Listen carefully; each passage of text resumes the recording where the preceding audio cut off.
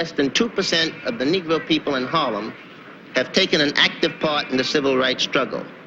We observe that there have been other groups out on the streets. The Nationalists have been out on the streets, the Muslims have been out on the streets, but the NAACP, up to this point, has not been out there where the people are at. All over America, there's not one black citizen in the United States. I defy Dr. Bunch or Martin Luther King to tell me that they're citizens of this no good country, because integration will never happen. You'll never, as long as you live, integrate into the white man's system. In the early 1960s, on inner city street corners in the North, many groups competed for the hearts and minds of Black America.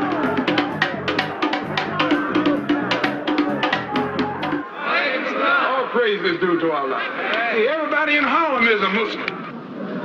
One of the groups attracting the largest crowds was the Nation of Islam. We too have been taught by the Honorable Elijah Muhammad that we were stripped of everything we had and been cast into the fiery furnace, a land where they've been making it hot as hell for us for 400 years. The Nation of Islam was a religious organization. Its approach to teaching black pride and self-reliance often provoked controversy. In major cities across the country, the nation built temples for prayer, established businesses to encourage economic independence in black communities, and created schools to educate its children. Members of the Nation of Islam were sometimes referred to as black Muslims.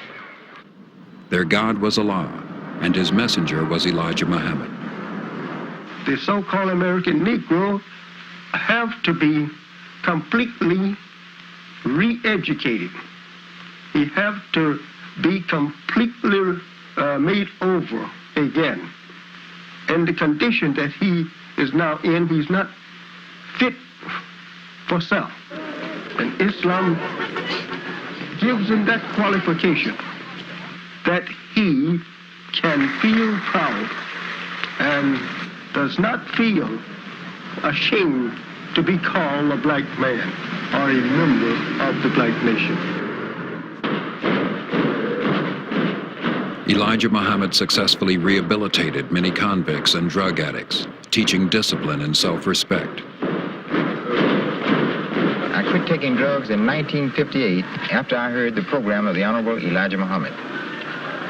This is the only thing that ever gave me the inspiration or the strength not to use narcotics. That's right. And he opened the door for me to show me that some of the good things of this earth could be mine. Right. With just a little effort. Right. And following him. That's right. The Honorable Elijah Muhammad doesn't condemn the victim. He goes to work on the victim. He doesn't say that all... One of the converts was Malcolm X, who would soon transform the Nation of Islam. He was born Malcolm Little. His father was an organizer for black nationalist Marcus Garvey. After the father's violent death, which many believed to be a lynching, and the subsequent breakup of his family, the young Malcolm drifted into a life of drugs and crime. In 1946, he was convicted of burglary and sentenced to 10 years in prison, where he was introduced to the teachings of Elijah Muhammad. After his release, he became a Muslim minister, and through street corner rallies, brought many new members into the Nation of Islam. The Honorable Elijah Muhammad teaches us that it is time for you and me to stand up for ourselves. It is time for you and me to see for ourselves. It is time for you and me to hear for ourselves. And it is time for you and me to fight for ourselves. We don't need anybody today speaking for us, seeing for us, or fighting for us. We'll fight our own battles with the help of our God. So the first time I actually saw him was in the mosque in Harlem one Sunday afternoon as he preached one of his sermons. And he described how we as black folks smelled. He described how we looked. He described how we felt. And then he described what caused us to feel that way. You know, the chains of slavery are still in your minds and in your heads, and you look at the white man and you love him. That's what you do. You hate the fact that he let you go from slavery. You want to go back there, you know. But no, the Honorable Elijah Muhammad is here now, and we're gonna change all that. You know, the righteous black man is on the scene, and we're not gonna be satisfied with you and your shucking and jiving. The time has come. In 1959, the media discovered the Nation of Islam. While city officials, state agencies, white liberals, and sober-minded Negroes stand idly by, a group of Negro dissenters is taking to street corner stepladders, church pulpits, sports arenas, and ballroom platforms across the United States to preach a gospel of hate that would set off a federal investigation if it were preached by Southern whites. Lou Lomax, a reporter I'd never heard of, came to my office, told me about something called the Black Muslims. I'd never heard of them. Would we be interested in doing a broadcast, a documentary about them? I suggested that, yeah, we might. Let's learn more about them. One of the conditions of our doing the broadcast, he said, was they will not talk to a white reporter. This is the first time I think my color has ever been in my favor rather than against me, but on the whole, I would say that this assignment was a little rough. Assigned a white camera crew, Lomax filmed this rally in Washington, D.C. The program included a performance of a play by Louis X called The Trial, in which whites are tried for their offenses against blacks. I charge the white man, ladies and gentlemen of the jury, with being the greatest murderer on earth. I charge the white man with being the greatest liar on earth. I charge the white man with being the greatest troublemaker on earth. So therefore, ladies and gentlemen of the jury, I ask you, bring back a verdict of guilty as charged. When Lou Lomax came back with the film of the rally, the Black Muslim rally, I was simply stunned. I mean, here was this auditorium overflowing, thousands of people, about an organization I knew nothing about. I found it difficult to credit when I saw it. Have you ever been accused, sir, of preaching hate? Yes. Do you think you are preaching hate? No. What are you preaching, sir? Truth. They call Mr. Muhammad a hate teacher because he makes you hate dope and alcohol. They call Mr. Muhammad a black supremacist because he teaches you and me not only that we're as good as the white man, but better than the white man. Yes, better than the white man. You are better than the white man. And that's not saying anything. That's not saying you know where just to be equal with him. Who is he to be equal with? You look at his skin. You can't compare your skin with his skin. While your skin look like gold beside his skin.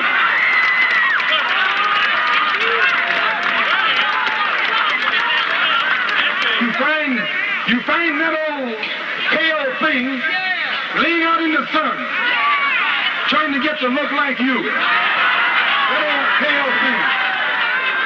In 1963, Malcolm X became national spokesman for the Nation of Islam. You find them using man pain, trying to look like you. That old pale thing. I was standing on the island there, looking at him, and my friend said, I'm going back to the office, we're going back. And I said, well, I'm going to stay because I like the rain. It was this kind of quiet drizzle that was happening there. Hope you're not getting too wet. And I looked up and looked around, determined not to look at him, determined not to listen. But he started to talk, and I found myself more and more listening to him. And I began to nod my head and say, yeah, that's right, that makes sense. You don't have any dope for airplanes bringing drugs into this country. The white man brings it in. The white man brings it to Harlem. The white man makes you a drug addict. The white man then puts you in jail when he catches you using drugs.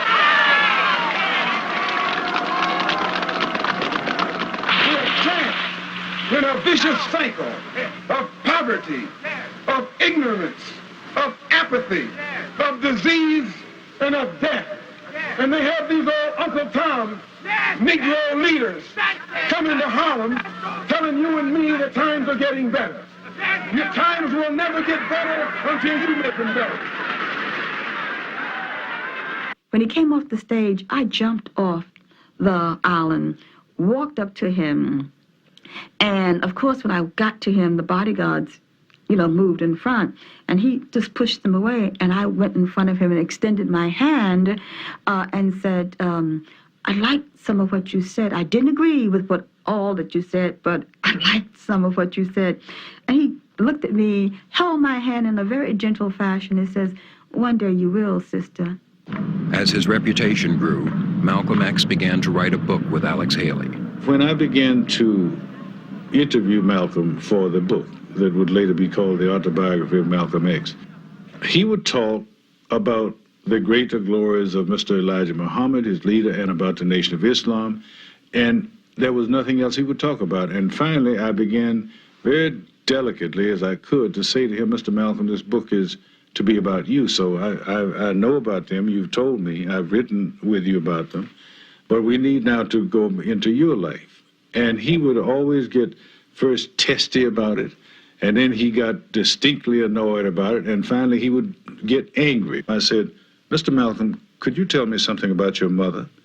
And I will never, ever forget how he stopped, almost as if he was suspended, like a marionette. And he said, I remember the kind of dresses she used to wear. They were old and faded and gray. And then he walked some more. And he said, I remember how she was always bent over the stove, trying to stretch what little we had. And that was the beginning, that night, of his walking. He walked that floor until just about daybreak.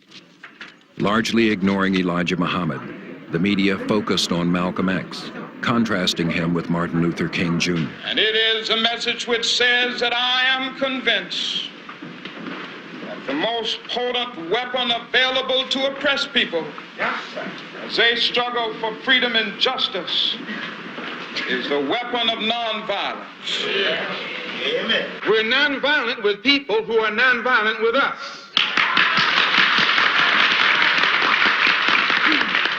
But we are not nonviolent with anyone who is violent with us. Malcolm X represented a different brand of leadership. Many of us that grew up in the South had been deeply influenced by the church, by the preaching of black ministers, but also by the message, the philosophy, the teaching of Martin Luther King Jr., the philosophy and the discipline of nonviolence. We saw Malcolm as someone, in a sense, from the outside, coming from the North, to tell us there was a different way, a different approach. And I think many of us in the South had some reservations about it. Martin and the regular civil rights leaders were presenting to America our best face, our non-violent face, our desire to be included into American society. And we wanted to show the world that we had no evil intentions against anybody. We just wanted to be included. But they also understood that America, in spite of our reassurances, would be frightened and hesitant to open the doors to black folks. So Malcolm, as the outsider, as the man they thought represented the possibilities of violence, was the counter that they could use. They would say to the powers that be, look, here's Martin Luther King and all these guys, we are nonviolent. Now, outside the door, if you don't deal with us, is the other brother. And he ain't like us. One white man named Lincoln supposedly fought the Civil War to solve the race problem, and the problem is still here. And then another white man named Kennedy came along running for president and told Negroes what all he was going to do for them if they voted for him, and they voted for him 80%. He's been in office now for 3 years, and the problem is still here. When police dogs were biting black women and black children and black babies in Birmingham, Alabama, that Kennedy talked about what he couldn't do because no federal law had been violated. And as soon as the Negroes exploded and began to protect themselves and got the best of the crackers in Birmingham, then Kennedy sent for the troops. And there was no, he didn't have any new law when he sent for the troops when the Negroes erupted than he had at the time when whites were erupting. In November 1963, John F. Kennedy was assassinated. In the midst of national mourning, Elijah Muhammad suspended Malcolm X for his comments on the president's death. This came about as a result of statements in the press indicating or trying to imply that he had rejoiced over the assassination of President John Kennedy. A statement that Brother Malcolm had said at the time was that it was a case of the chickens coming home to roost. He had been saying all along that the violence, that whole violent atmosphere that had been created as a result of the movement, and by the government not doing anything about this, and in this case, Kennedy was the president at the time, they had created a whole atmosphere of violence, and finally this violence had reached the White House. The relationship between Malcolm X and the Nation of Islam rapidly deteriorated. During the 90 days that I've been silent, I have come to the conclusion that I can best help spread the solution and the diagnosis that the Honorable Elijah Muhammad gives of the so-called Negro problem in this country by continuing to remain out of the Nation of Islam and working on my own without restriction in the way that I think I best know how. He felt that he was now a big man before the public, and this seemed to have been his desire. He wanted to be seen and heard. He wanted to exalt himself above his teacher. The Nation of Islam, as it is guided spiritually by the Honorable Elijah Muhammad, doesn't involve itself in politics in any form because of its failure to become actively involved in the struggle of the Negroes overall. Many persons in the past have drifted away from it and are now becoming involved with us in an active effort to work with other groups toward solving the political, social, and economic evils that afflict our people. Malcolm X now advanced his own program for Black Americans. Assalamu alaikum. He formed the Organization of Afro-American Unity, dedicated to the philosophy of black nationalism. Which means that the black man should control the politics of his own community and control the politicians who are in his own community. My personal economic philosophy is also black nationalism, which means that the black man should have a hand in controlling the economy of the so-called Negro community. He should be developing the type of knowledge that will enable him to own and operate the businesses and thereby be able to create employment for his own people, for his own kind. Malcolm X made 2 trips to Africa, including a pilgrimage to Mecca to become an Orthodox Muslim.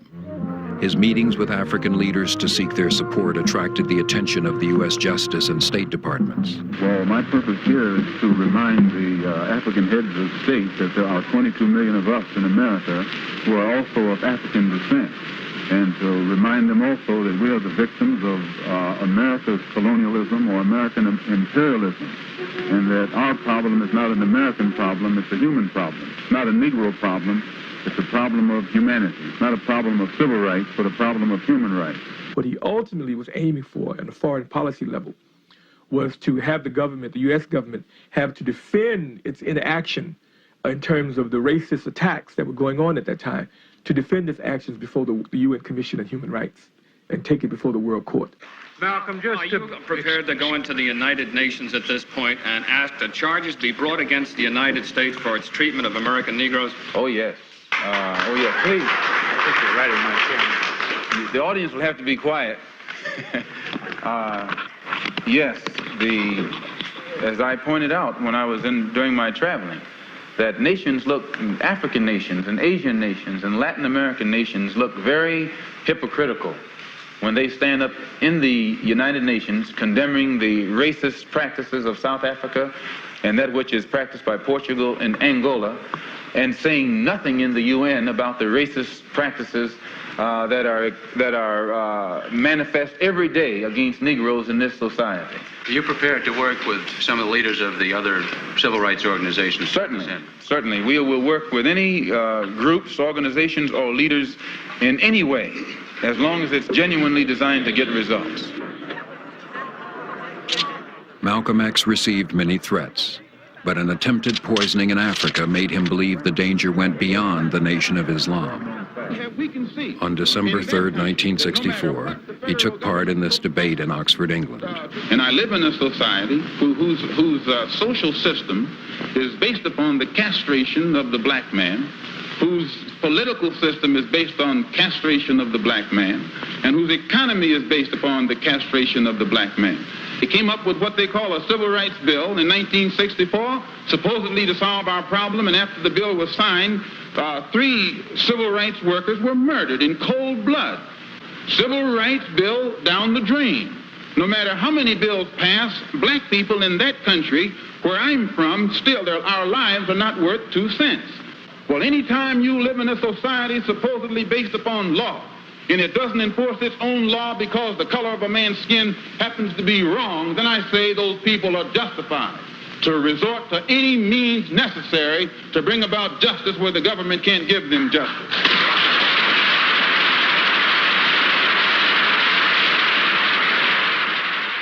Malcolm X's influence was strong among young people, especially for some members of the Student Nonviolent Coordinating Committee.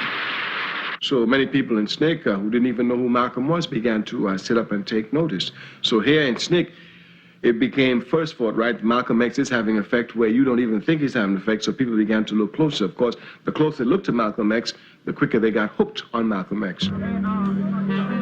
Early in 1965, SNCC and Dr. Martin Luther King joined forces for a voting rights campaign in Selma, Alabama. When SNCC invited Malcolm X to speak in Selma, he reaffirmed his willingness to support other civil rights leaders.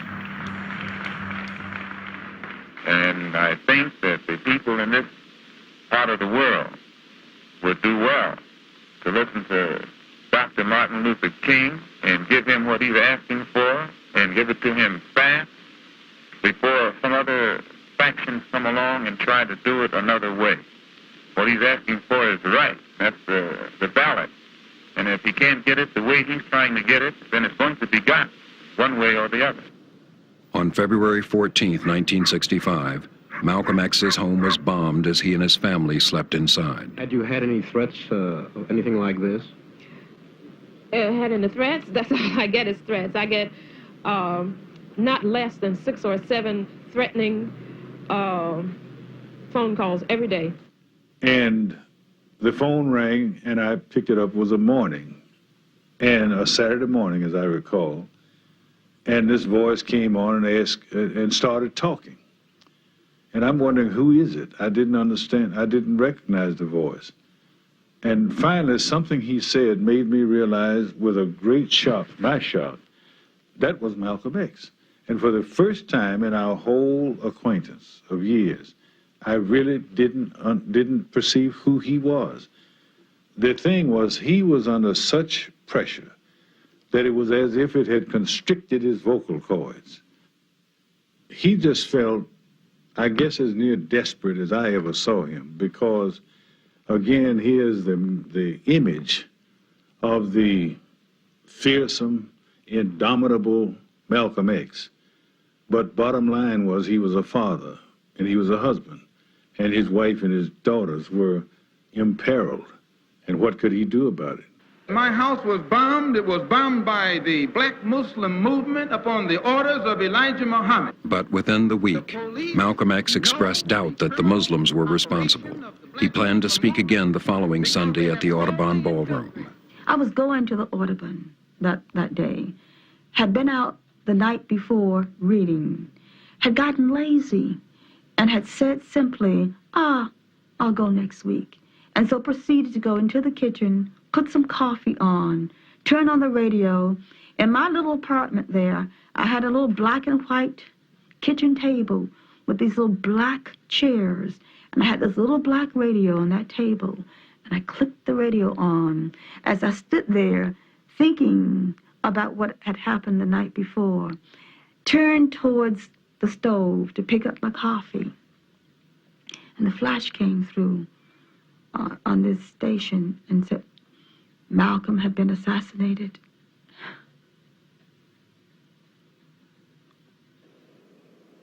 Malcolm X was killed by 16 gunshots fired at close range. He was 39 years old. And my children were crying, what's going on? What's going on? Are they going to shoot us? And I just knew they had shot him. And that night we went into the Harlem community to walk and mingle with the people. There was a kind of sense of loss. And as we passed people, some who were even strangers, we would stop and greet each other and say what this man had meant to us. He was a master teacher. And there is no greater loss to a community than the loss of a master teacher.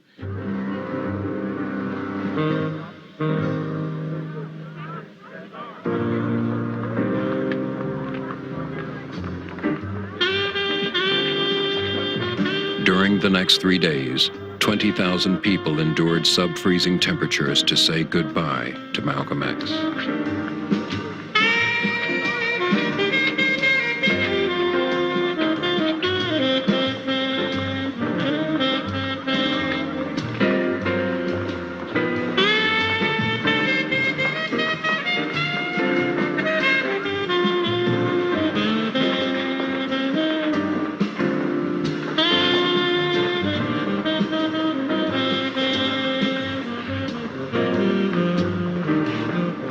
When the funeral was over and Malcolm was stripped of his Western clothes, and then the Muslims came and dressed him for a proper Muslim burial, they had a service.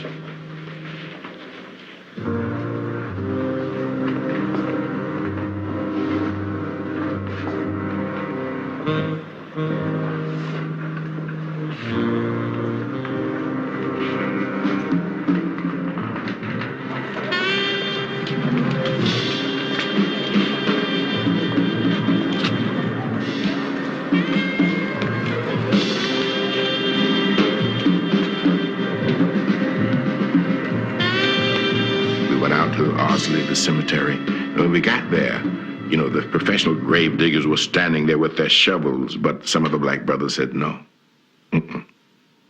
we can't let you do that. We dig this grave. You know, we cover this brother with dirt.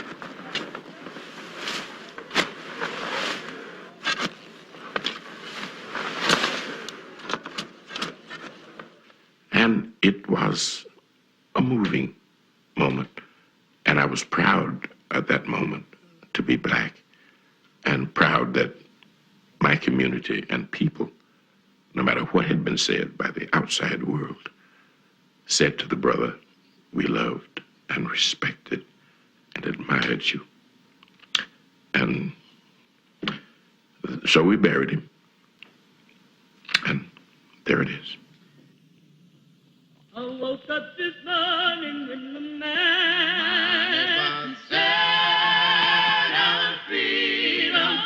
Malcolm X had a far-reaching effect on the civil rights movement.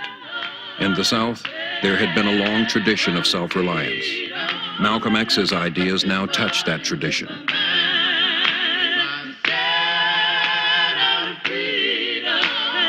In 1965, the Student Nonviolent Coordinating Committee launched new strategies to challenge white control of Southern politics. Our direction was clear, a heavy emphasis on nationalism. Strong as Malcolm had it, as strong as we could get it.